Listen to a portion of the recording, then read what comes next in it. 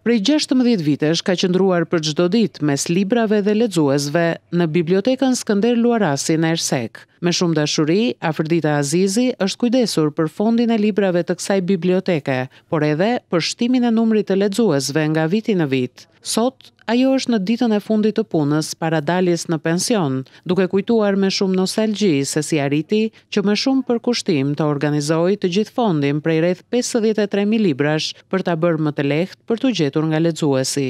Dëshirën e saj për të lexuar u mundua që gjatë viteve ta përcjell edhe tek fëmijët e qytetit të Ersekës, duke ju sugjeruar romane të ndryshëm për të lexuar. Me pasion.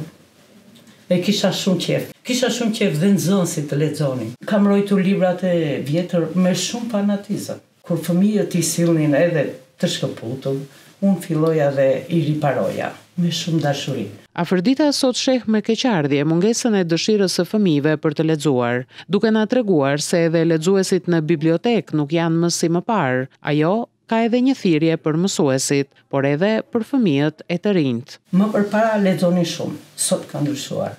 Nuk e di, ndoshta dhe mësuesët duhet jenë më afër nxënësit, sepse nxënësit kanë filluar dhe mbajnë telefonat, sepse po humbasin shprehjen, dashurinë e librit, komunikimin me njerëzit. Për kushtimin e Afërditës në punën e saj të gjatë si punonjëse e bibliotekës, e vlerësojnë edhe kolegët me të cilët ka bashkëpunuar ndër vite. Shumë e përkushtuar për punën, kishte krijuar marrëdhënie të tillë që i afronte fëmijët. Sigurisht nuk ndihemi mirë që largohet, por sa mirë që mbylli bukur këtë kapitull të punës. Afërdita Azizi del në pension duke u larguar nga puna ku ka kontribuar me shumë dashuri e pasion për vite me radhë, duke marrë me vete mirënjohjen dhe vlerësimin e kolegëve dhe lexuesve, çka për të është pasuria më e madhe.